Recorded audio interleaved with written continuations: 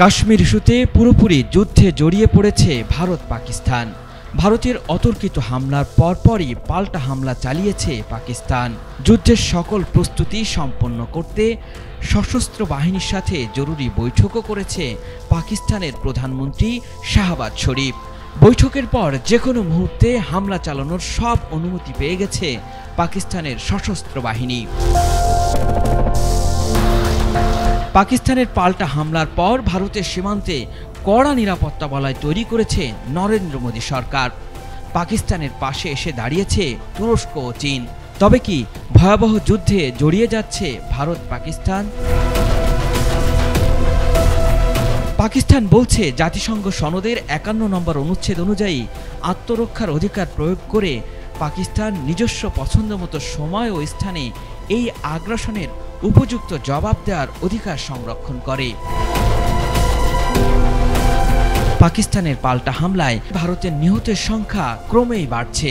বুধবার সকালে বিভিন্ন গণমাধ্যমে জানানো হয়েছিল পাকিস্তানের পাল্টা হামলায় ভারতের ১০ জন নিহত হয়েছে, আহত হয়েছে ৩২ জন। তবে বিকেল গড়াতে সেই সংখ্যাটা বেড়ে দাঁড়িয়েছে ১৫ জনে, আর আহত ৪৩ জনের অবস্থাও বেশ গুরুতর।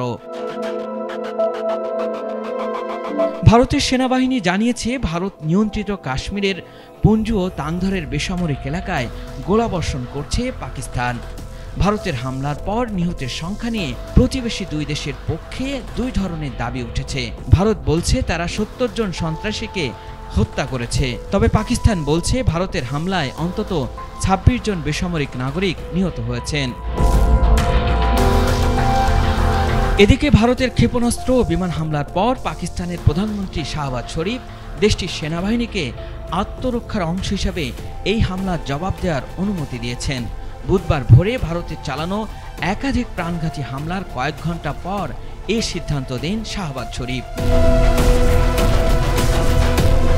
শাহবাজ শরীফ পাকিস্তানের জাতীয় নিরাপত্তা কমিটির জরুরি বৈঠকের পর সশস্ত্র বাহিনীকে বলেছেন, নিরাপদ পাকিস্তানি নাগরিকদের মৃত্যুর প্রতিশোধ নেওয়া যায় কিভাবে সেদিকেই যেন তারা এগিয়ে যায়। তাহলে কি খুব দ্রুতই ভারতে হামলা করবে পাকিস্তান? সেটি সময়ই বলে দিবে। আল ইমরান, ATN বাংলা।